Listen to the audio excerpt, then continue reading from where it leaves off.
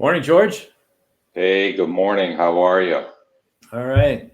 Happy Father's Day weekend to you. Hey, happy Father's Day weekend to you. Before we get started, I want to talk about our sponsor all this month, Thrivent. These folks at Thrivent are remaining re-imaging finance services for both individuals and communities. And those people that are actually, and I'm having a little bit of technical difficulty, so you have to bear with me. I want to share with you.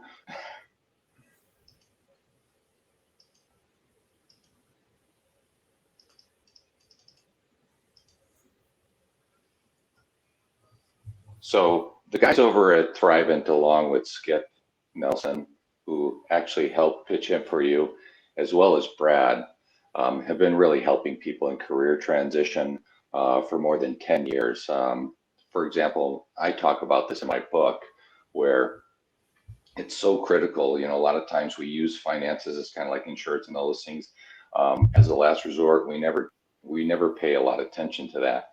What I have found in my first career transition is if I really focused on early on, really just getting my finances in order, I would have understood my runway a lot better. And more importantly, did I have 6 months? Did I have a year, et cetera? Especially in a good economy, I thought, hey, a couple of months and then 13 months, I'm out. But the folks over at Thrivent have been really helping a lot of people, including myself. For example, the Dow only up about 12% this year, and my 401k is up 40%. So those who are interested, Skip Nelson is offering a free hour consultation. I strongly suggest just hitting your phone, scanning that little bottom right-hand corner area, and setting up that time. I'm telling you, you will not be disappointed. So again, Phil, happy Father's Day. Well, and thanks, folks, at Thrivent. Everybody, this is Saturday Morning with George and Phil. 22 minutes to help you become the best version of yourself. Whether you found yourself out of shape, struggling in a dead-end job or job transition, we're your hosts, George Murray, Phil Connor, to help you move from where you are today to where you want to be tomorrow. We're glad you can meet with us early this Saturday morning. We do encourage questions, and we'll try to answer as many as time allows. Today, we're talking to something that is a little bit of a twist. We've spoken a lot about looking for work when unemployed or in transition. Today, we're going to spotlight job search when we happen to be working full time. First of all, again, happy Father's Day. This is Happy Father's Day weekend, right? So we get to play golf, boat, do as much lawn work as we possibly can, and oh yeah, family time. And as yet, I agree with you, Phil. Early on in my career, I'm sure a lot of people have heard this. It's easier to find a job when you have a job, but could be very daunting. As I tell in my book, career transition is a full-time job. So how do I take a full-time job that I already have and add another full-time job? And we're going to talk about that today because, again, if you look at some of the latest statistics, even people who have weathered the storm and actually hung on to an opportunity in this environment this past year and a half, if they say 70% of the people are going to be looking, right? They're going to associate what's happened over the past year, good, bad, or indifferent in their overall career as, hey, I want to try something new. They're talking things about, hey, this is going to be the great resignation for employers and great reshuffling, right? All those topics. So why do you ask? Well, so many associates this past year in the pandemic just really equate to that situation, right? Being socially distanced from coworkers, et cetera. And so, Phil, what are your thoughts? No, I completely agree, George. I think that it's very timely. A lot of people have reassessed their values and what their aspirations are professionally. Some are dialing back where they want their career to go. Others are ramping up. I think it's important to kind of put a spotlight on that. It's good on one hand to say that you're looking while getting a paycheck, but it's another thing to get your arms around mounting a job search, which can be a full-time job, as you said, while juggling a job and personal life. So the question is, where do we begin? Yeah, I think the first step is critical. Make sure and talk about this a lot. Speak about this is really It's important for you to keep your existing job as much as or as long and as much as you might not like your current situation, right? Even if you hate it, it's a means to an end. And I'm not suggesting, be go unethical, but you need to accept that although the things that you're doing is not what you want to be doing, you need to be doing at least enough so that you can maintain that security as long as possible. I think that makes perfect sense. I once had someone describe it to me like a person waiting tables that wants to break into acting. They may not want to be a waiter, but they need to be the best waiter that they can be to keep the revenue coming in and as a means to an end till they reach their ultimate goal of breaking into acting. Absolutely. One of the things is you have to do things to help energize you, that you're still engaged in the work environment. Never mind the short term that you might not feel recognized or fulfilled. Oh God, I'm got to get out of bed and go to work. But you need to create some fulfillment, knowing that it's a means to the end.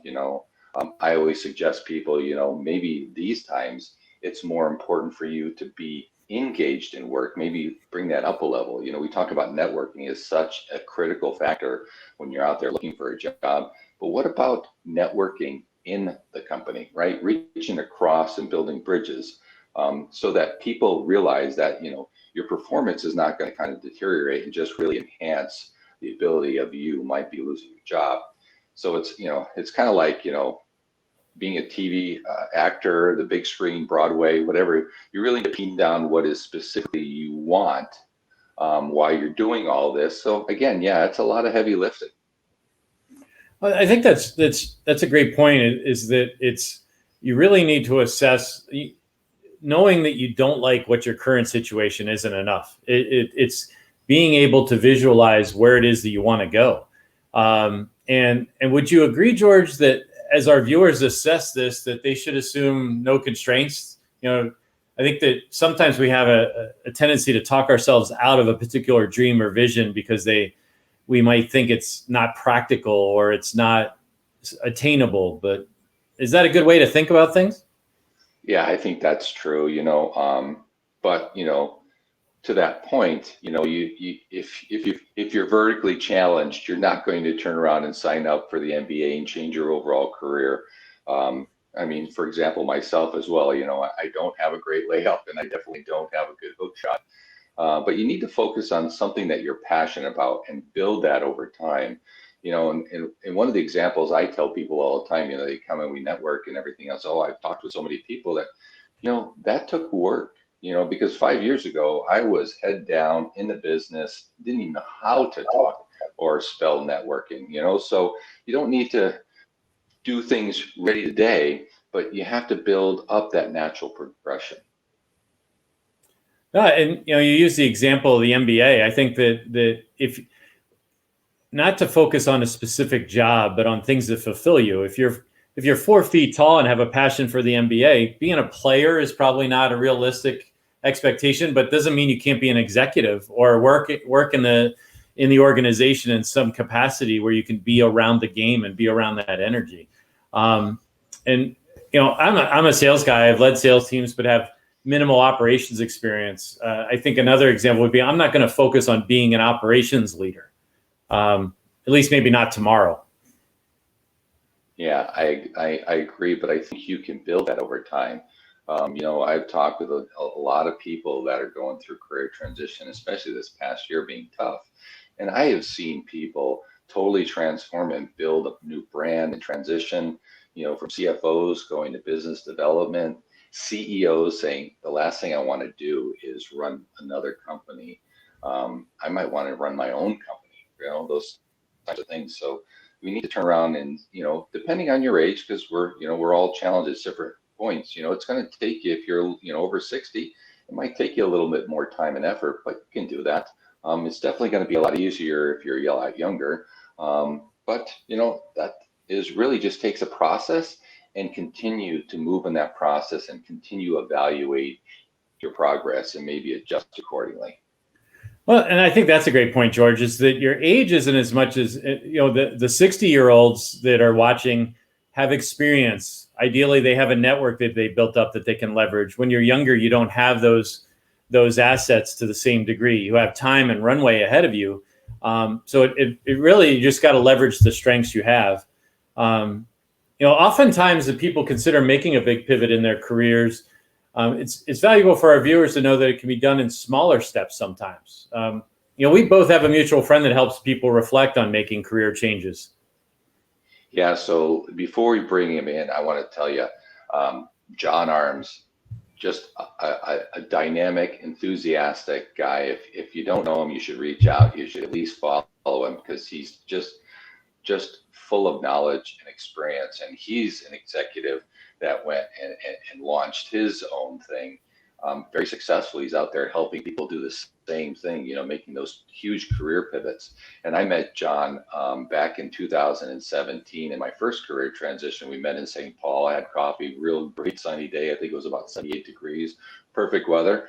And he started talking to me about this Voyager U and how he's going to turn around and help transform people into this gig economy, which, I like 5 years ago didn't know how to spell networking. I had no idea what was the gig economy. So welcome, Mr. Arms, to the show. Morning, John. Good morning. Hi. So glad you could join us for Coffee with George and Phil. Thanks for having me. I've got my coffee. This is a special gig economy blend. It comes from Starbucks. They make it specifically for people in the gig economy. And if you believe that, I've got some swampland in Florida I can tell you. Thank you for having me, guys, and thanks for opening the aperture to people in career transition to think about not just your next job, right? Who's your next boss? Who's your next coworker? What's that whole environment going to be? And I've had the pleasure for the last 3 years since George and I met is to help people open that aperture and say, I think I am my next boss. That's kind of what's going to happen.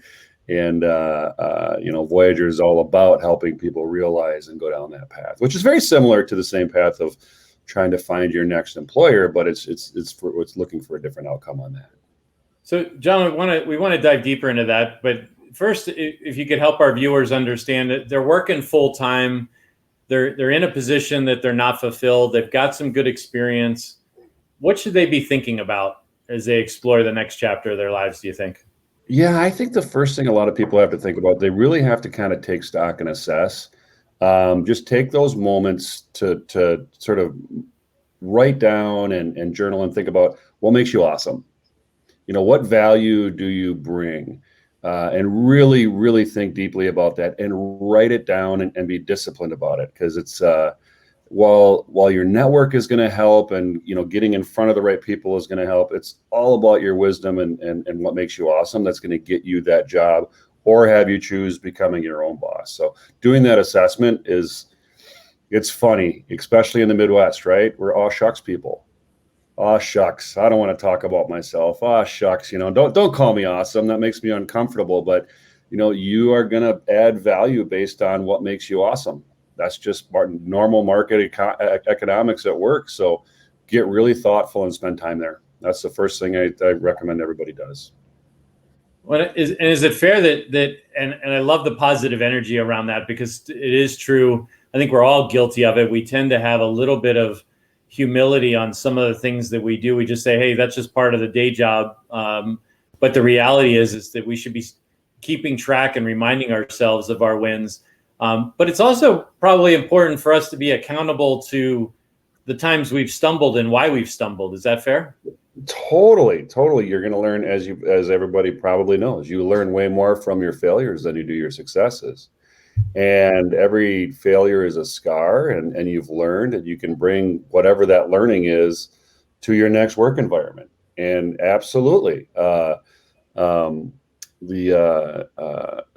think what is good in the economy, it seems like in the last few years, maybe traction has helped this, but I think people are getting more comfortable with the idea of being vulnerable, which is historically has not been part of the work environment. It's very scary to be vulnerable. You don't do it. You don't show weaknesses, but you have to. You have to be honest with yourself and have some vulnerability to sort of strip away what makes you awesome. and how you can bring that and bring that value to, to the economy. Hey, John, Phil, Deborah, one of the viewers asked a question. Any tips on helping or how to handle applying for a job internally for a different department? Do we risk losing the current job if word gets out? And I'll kind of lead off on some of the answer that I tell people is that if you got a really good manager, it's really kind of assessing your manager style and how if he's really prompting and helping you move forward, he or her, is really just, feeling them out first and then reaching out to the other department that you're really interested in doing, and really kind of figuring out, how do your skills apply to that and what your chances are before you even apply, right? Because again, you want to minimize the risk. And if you've got a boss that's really not engaged and not helping, progress your career path, you probably want to do a little bit more what I would call reconnaissance mission and understanding, do you have the ability, do you have that, skill to really go into that role effectively? John, do you want to weigh in? Yeah, it's it's a good question, Deborah. And it's just even the way we think about that, do we risk losing the current job if word gets out? So what happens if you get it? Word's going to get out. It's everybody's going to know. And so this is one where my feeling is positivity and transparency are going to help. I can add a lot of value. There's this opportunity over here. Man, I can help this business, because it's the same business, really elevate if I'll go over here and do this. And that sort of that approach and being transparent about it, when you do get it, right? You're not hiding anything, right? It doesn't get out in terms of some sort of nasty little secret. And at the same time, the perspective of, well, Deborah went over there because she thought she could really add value to the organization over there. So that would be my thought on it. I think that's really huge. We've talked about that in the past, that if you see an opportunity, it can't be about getting away from where you currently are. It's got to be about moving forward and bringing value to the next role and to that division that you want to move to. I also would say that the same thing that George talks about in his book is just as if you're in full transition and unemployed, when you're working, you need to be networking internally in the organization long before the opportunity presents itself. So then that way, when the opportunity presents itself, everybody's just like, well, no, of course, Deborah's the right fit for this role. She's a great person. We all know her. We all love her. And I think at least in my professional career, I tended to network internally with people that I interacted with on a regular basis. And it took a discipline to extend that to the people that I don't interact with on a regular basis and get to know people that are working for the company that you don't cross paths with every day, and learn what they do, learn what energizes them. Just the same way when you're meeting strangers at a coffee shop, networking outside your company.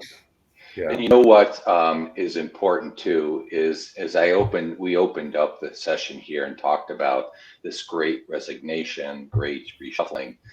True leaders, true managers are going to turn around and really want to retain their best talent. So if somebody is going to move into another different department, add value, develop bench strength in the organization, those are the companies that are going to turn around and be successful, is because they're going to be working with managers to say, hey, what does your talent want? Where are they at today?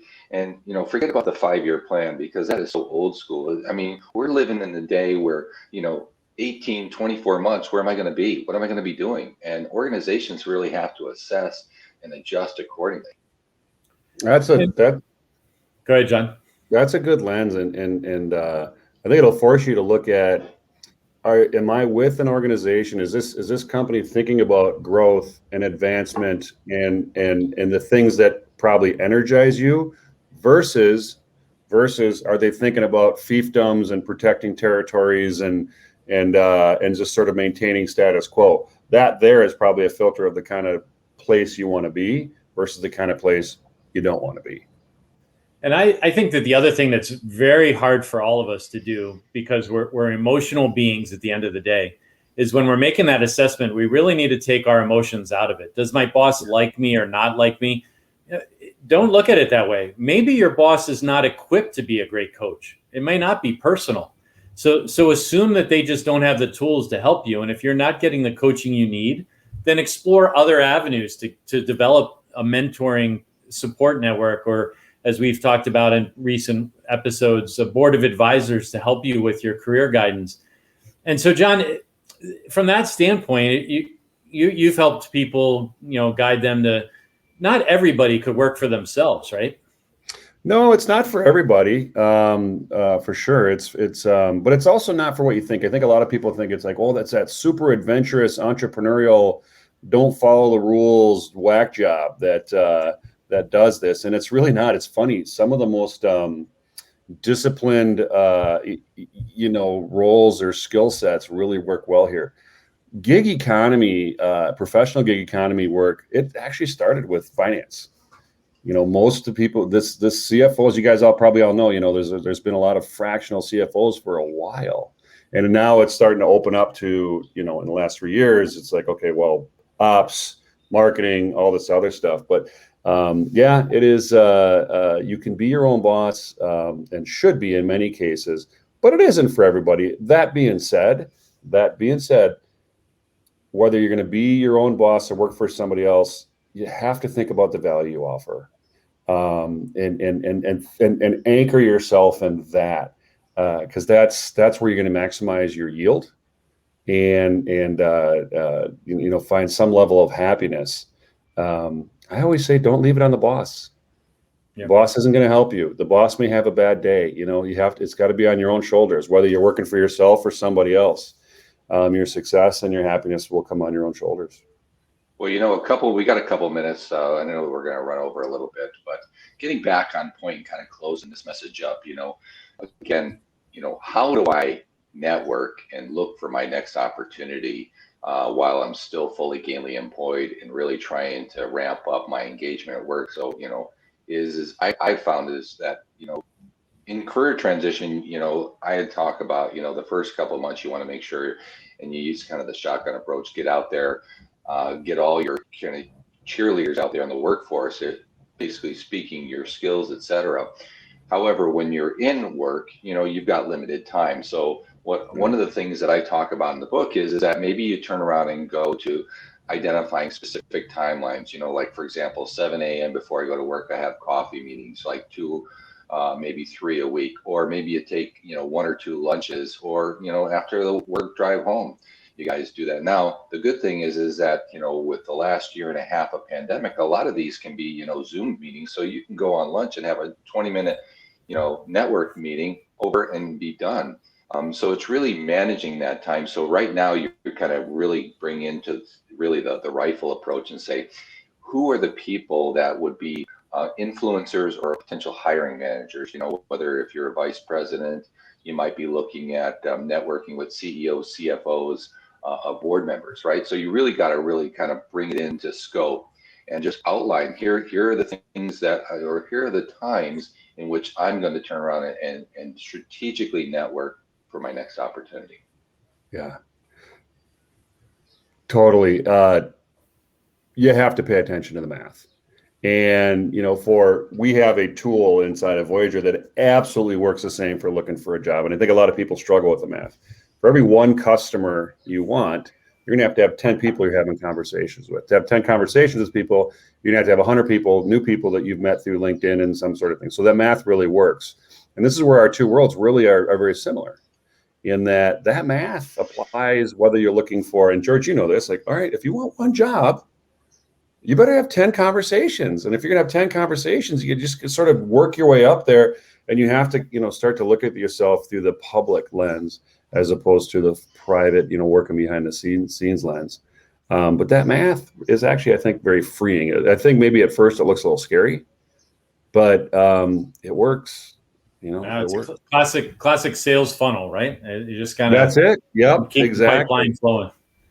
Well, John, I really appreciate you coming in today and helping us kind of scope out how to get all this momentum going. There's so many opportunities and so many resources out there, but you're going to find out about doing it through networking, right? Internal, external will help you kick off your transition plan. That's it. That's it. Well, thanks again, John, for joining us today. Thank you very much. Well, hey, Phil, that's a lot in such a short period of time. No, it really touches on. We didn't really even get to this idea of a gig economy for our viewers that don't know what we mean there. That's where the traditional mindset around our work is that we work a full-time job for one employer. But the reality that we're seeing with technology and so many other developments, and this is where John's really a great expert in helping people get their arms around this, is that when you have a certain experience skill set, there's no reason why you can't have multiple employers, just smaller gigs, if you will, or work assignments. So maybe Monday and Tuesday you work for one company, Thursday and Friday you're working for another one, and Wednesday is time you're spending for yourself and your own fulfillment. So thanks so much to John for joining us this morning. It's bringing a lot of great value to the show today, as well as to many people. So thank you. Oh, I appreciate. I like John, and we talk quite often as far as one of the things that we talk about is, and I think I just missed the screen up here, is that Warren Buffett probably says it best. If you have one source of income, you're one step away from poverty. So, why not? And we're talking in future speaking engagements here that we've got lined up is, maybe you start your own side gig, maybe you write your own book or books, or start speaking on a topic that you're skilled and knowledgeable in. So again, and thanks to John. No, and we're just about out of time. Our next show is going to be July 3rd, where our topic is going to be working for yourself. So we're kind of building on this momentum that we started today. Folks, if you found this show informative and you're able to just help one person, we ask you to like the episode, comment, share it on your profile to help our network get better. You know what? We've talked about Hired, cut your career search time in half. The book has now over 80 reviews on Amazon. It's available from your local bookseller. Kirkhouse Publisher is probably the quickest way to get it. Great people over there, and you can see a discount code on your screen. It's available through Barnes & Noble's, Amazon.com. We talked about the reviews. Don't take our word for it, but I will tell you, if you want to get hired, you need to buy Hired. If you just can't wait until you can get your hands on a physical copy and you want to get it electronically, it's on Kindle Unlimited as well. So, George, we got a little bit of recognition that your book received. Yeah, I was pleasantly surprised. My publisher informed me last week that the book's a finalist in the business category of the 31st Midwest Book Awards. Find out late, or I would say middle of next week. So just being recognized, is huge, because when I went through this whole process of learning, to write a book and edit it and everything else, the feedback I got is that 10% only do it, and you're only 40% there. So, you'll be lucky if you sell more than 50 books. And as you stated, we've got over 80 reviews on Amazon, and all of them are 5 stars, which just really humbled me, because it really reinforces the meaning of why I wrote the book, to help people in probably one of their most challenging times, cut that painful process in half. So no, it's great to see the momentum picking up and gathering steam. And for our folks around the country, if you happen to be transitioning through MSP Airport here in Minneapolis, check out the bookstore. You'll see it on the racks there. But thanks so much, everybody. Have a great Father's Day weekend, and get better.